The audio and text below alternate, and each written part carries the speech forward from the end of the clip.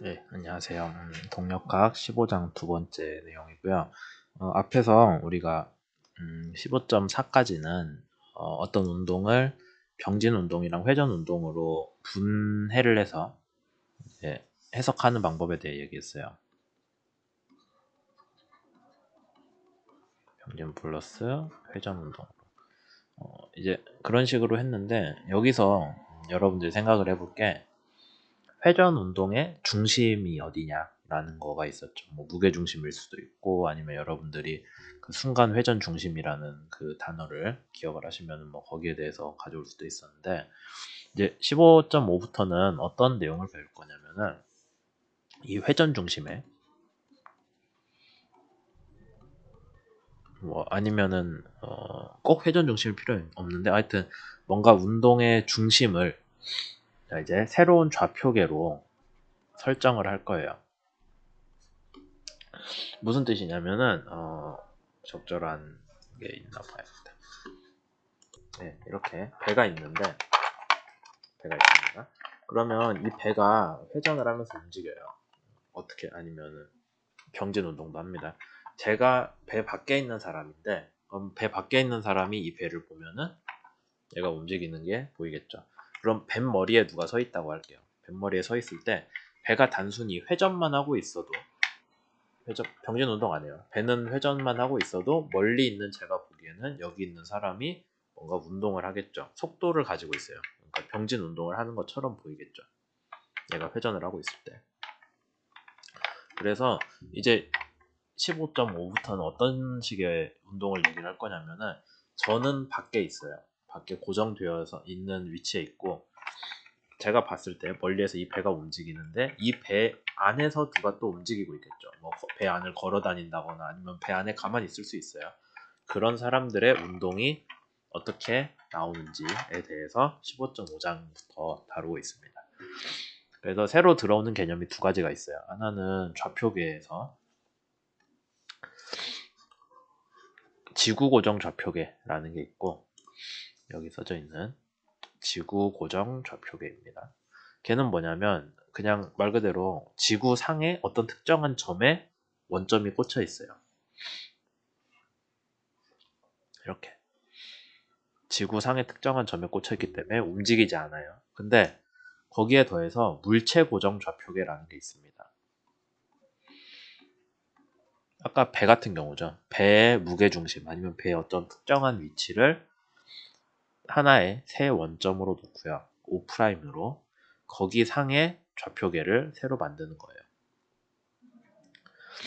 이렇게 두 개의 좌표계로 놓으면은 여러분들이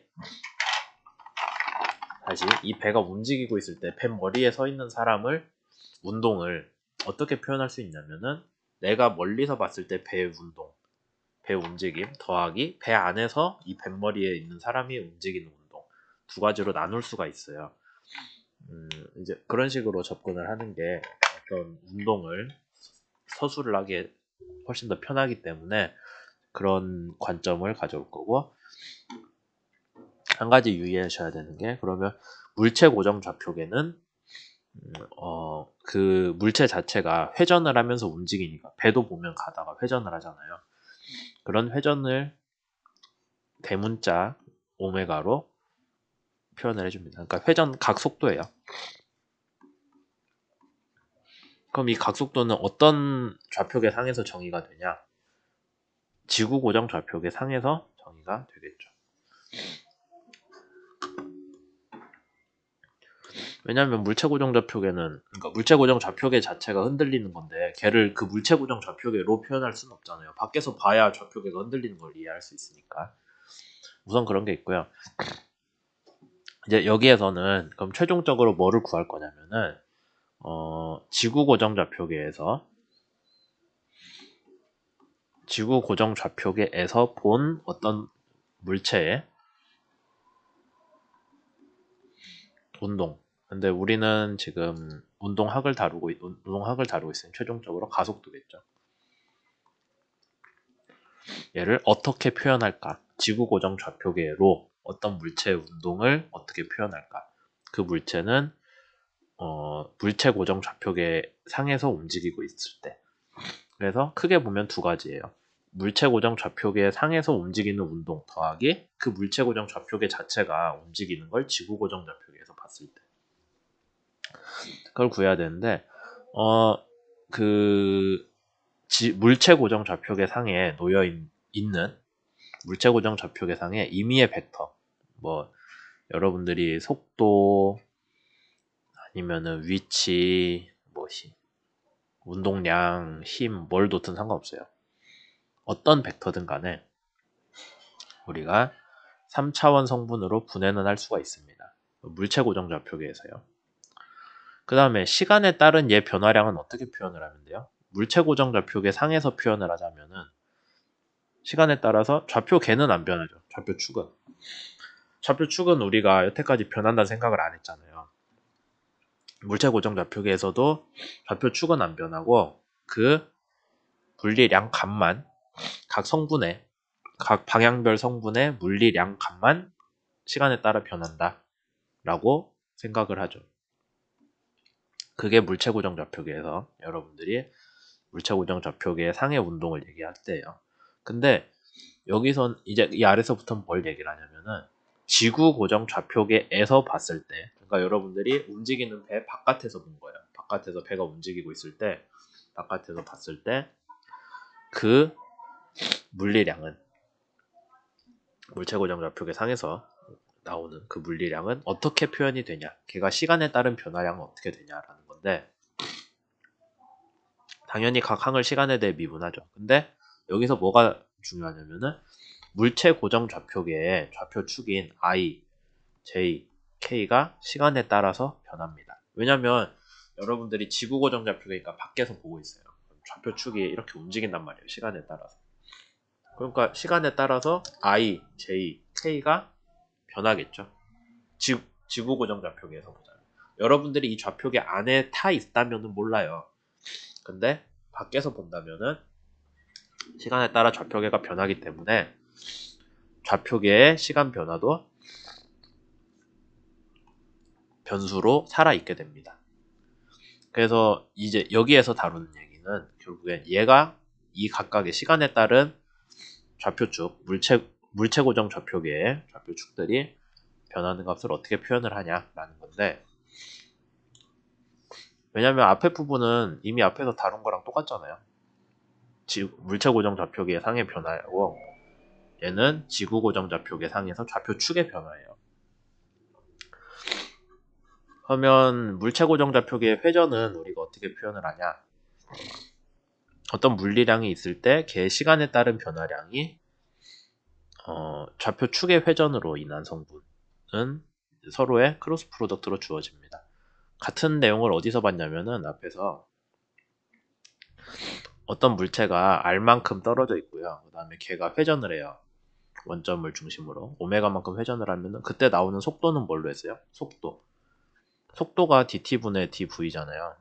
dr dt분의 dr인데 걔는 어떻게 정의가 됐냐면은 회전만 있을 때 이렇게 정의가 됐죠. 그러니까 우리가 여기서 알 수 있는 게 dt분의 r 대신에 임의의 벡터인 q를 넣은 거예요. 그냥 그 다음에 소문자 오메가 대신에 대문자 오메가를 넣었죠. 좌표축이 움직이는 그 각속도를 대표를 하기 위함이니까. 그래서 각 항들이 이렇게 바뀌었을 뿐입니다. 그럼 우리가 이걸 구할 수 있죠. 다시 얘기하지만 물체 고정 좌표계의 좌표축이 시간에 따라 변하는 그 값이에요. 그래서 얘를 구하면은 이 식이 나옵니다. 그러니까 이 수업에서 좀 상세히 다루긴 할 텐데 큰 틀에서 보자면은 이 식을 가지고 와서 시간에 따른 R의 변화량이 V인데 걔가 좌표축이 회전하는 경우에는 이렇게 나온다라고 우리가 앞에서 이미 배웠잖아요. 그러니까 R 대신에 Q 넣은 거예요.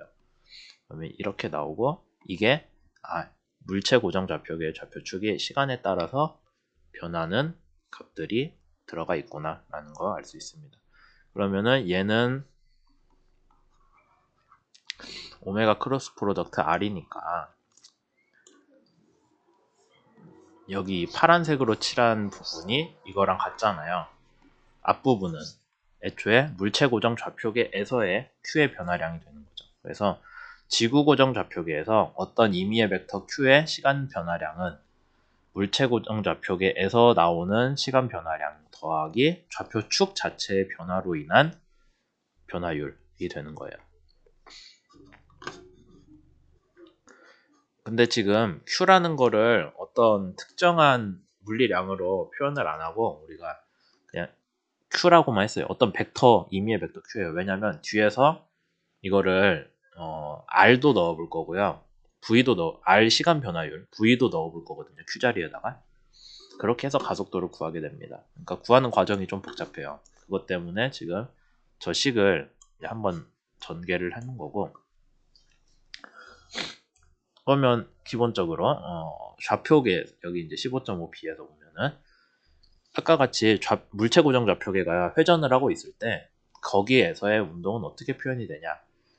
물체 고정 좌표계에서 어떤 점이 물체 고정 좌표계에서 움직이고 있는데 이 좌표계도 움직여요. 그럼 따라서 막 움직이겠죠? 그럼 멀리서 봤을 때는 두 운동을 다 고려를 해줘야 돼요.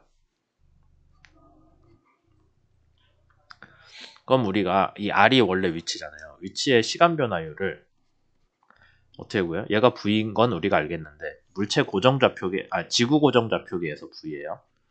그러니까 지구 고정 좌표계에서의 변위의 시간 변화율이겠죠. 걔는 아까 앞에서 구한 식이었죠.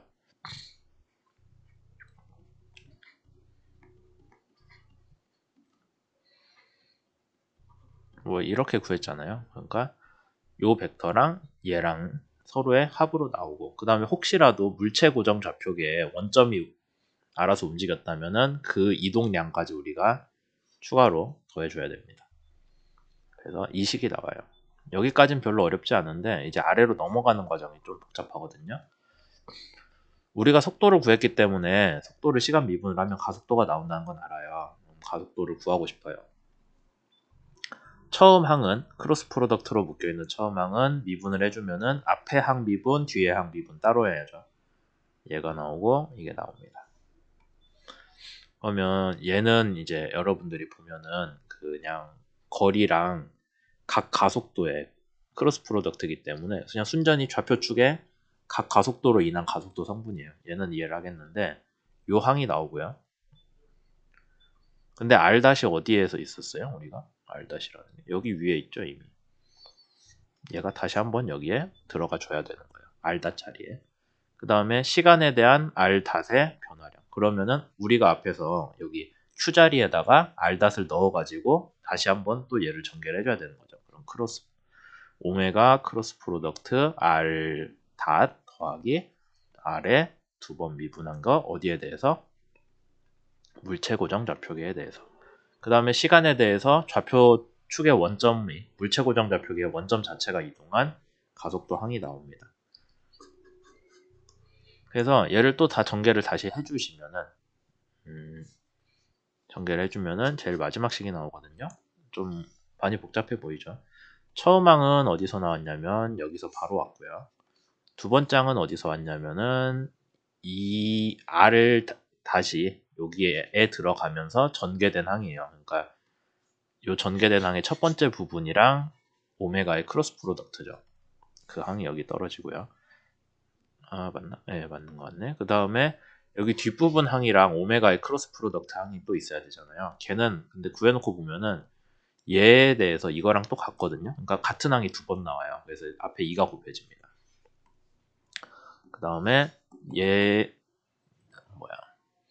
그렇게 됐고 요거의 시간 변화율을 이미 여기 구했죠. 시간 변화율 있고 마지막으로 좌표 축 자체의 물체 고정 좌표계 자체의 가속도 항으로 나눠지죠. 그래서 이게 사실 15.5에서 이 식을 전개하는 과정이 핵심인데 거기서 얘기하는 제일 중요한 건 뭐냐면은 시간에 따라서 물체 고정 좌표계의 좌표축이 변하는 것도 속도나 가속도에 영향을 준다라는 거예요. 그렇게 해서 나오는 게 이제 여러분들이 이해를 할 만한 건 다 하는데 여기 코리올리 힘이라고 해서 코리올리 가속도죠. 지금은 운동항만 하고 있으니까 코리올리 가속도가 여러분들이 조금 이해하기 어려운 그러니까 딱 그냥 생각하면 잘 안 나오는 그런 새로운 물리량이라고 보면 되는데 이제 15.5에서는 주로 이게 어떻게 생겼나 그 다음에 얘가 뭐 다른 방식으로 생각한다면 어떤 물리적인 특성을 갖는지 그런 거에 대해서 좀 시간을 들여서 얘기를 할 계획이에요. 오늘은 여기까지 하도록 할게요.